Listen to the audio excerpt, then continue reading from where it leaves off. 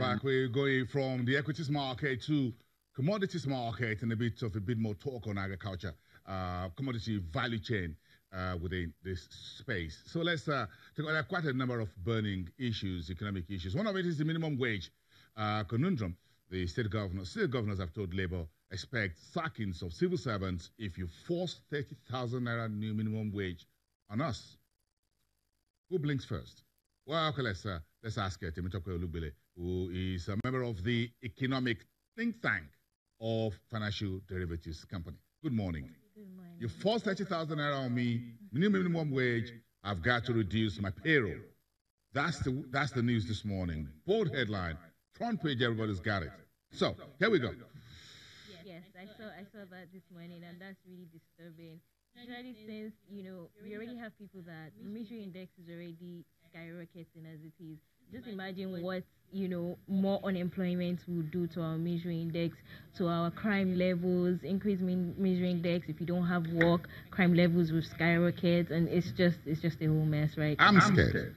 I am scared. I'm scared too, because if you at the state levels, folks believe that yes, and this is a bit of a big discussion, very difficult to untie something on social media. Some folks says there are big boys within every state government who are living well above minimum wage, or perhaps who don't even know what the minimum wage means to start with. Then there are folks who are living below the minimum wage of 18,000 to start with. Right. So some folks says, well, a few folks in the civil service are redundant. They're not really functioning. So we should take them out. But first, you folks shed some of your weight and pass that to us. Yes. So on which side of the curve do you belong? So obviously the minimum wage, the labor unions are fighting for it because just in a bid to reduce the inequality. Like you said, you have people that are earning way above minimum wage. You have people that are earning way below minimum wage. So just if we can just try and reduce it. I mean, minimum wage is supposed to be reviewed every 5 years, I believe. I think that's the law. Every 5 years, you should review this thing, and we haven't reviewed it in 7 years. We should be reviewing inequality. I don't think we should be reviewing minimum wage. Let's have every year review of inequality. Maybe that will help. Maybe, but you can review inequality by reviewing minimum wage. I mean, if you bring people closer, the gap is too wide. If you narrow it down a little, if it's through increasing the wages of some people at the lower ranking, that could definitely help you. Those who have much have too much. Those who have little have too little. So you have to try and rebalance that equation. The gap is getting too wide now. Yes, it is. And then if you take the burning economic issues, that means the gap is still going to get a lot wider. Oil prices down. Our oil production for October was not good, and our external reserves is heading south. Yes, so those are, like you said, those are burning issues we have. That the oil revenues for the quarter now is getting, it could fall to as low as $8 billion now, because if our oil production is falling, it fell to 1.75 million barrels per day in October. Oil prices as at Tuesday lost at least 6% in Tuesday alone, and we're coming from a high of $75 per barrel average price in Q3. So that together would definitely impact negatively on our oil revenues, and our external reserves have been declining. Those numbers are not looking good. No, not at all. They're not looking good. 1.5 million barrels per day. Brent is down. We've seen 80 this year. External is almost touching 50. Then we're now at 41. So we've lost about $7 billion since we started this decline, just about 6 months or thereabout ago. Yeah. Then one good news is that MTN is going to take the banks to the cleaners.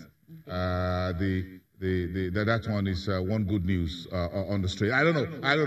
Let me just take that back a little bit. That's the news on the street. Don't let me qualify that the banks are going to come after me.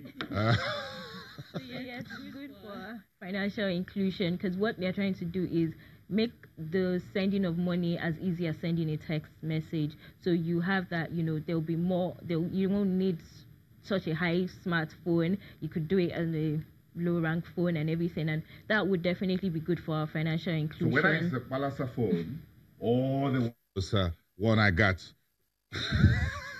you'll be able to do it. Yes. Yeah, that is the target. But Nigerians will be more interested in that. If MTN will help And I heard Airtel is also angling for second license. It will help them get their pound of flesh back from the banks who are charging 65 naira per whatever called ATM withdrawals or whatever, or online, whatever. Get my money back from the banks. If MTN will help me, but it's not going to be free. MTN and Airtel will charge something for the new mobile money, folks. So don't think this is free lunch from MTN or Airtel yet. You don't know what cost is going to come. Yeah.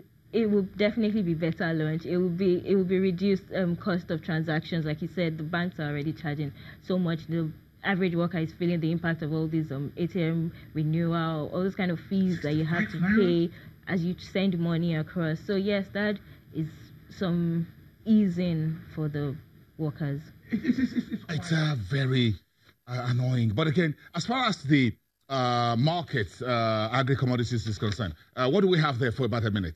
Okay, so we have that wheat prices are down, wheat is down, corn is up, and sugar is up. So there's a mixed bag for our import commodities. Is it a bit good that we're setting a new floor price now for our own agri-commodities? Yes, that's following the footsteps of Ghana and Ivory Coast. Yes, that's good news, because it will mean that no longer will people be able to buy seeds at cheap cost when it's the harvest period, and then you're now selling to farmers at exorbitant prices when the harvest is over. So this is good news. So that is good for our domestic commodities. To the farmers. Yes, that's the news out there. The federal government is now setting what you call the floor price for primary agro-produce in Nigeria. Let's hope the bad guys don't walk around this again and put the government in bad light.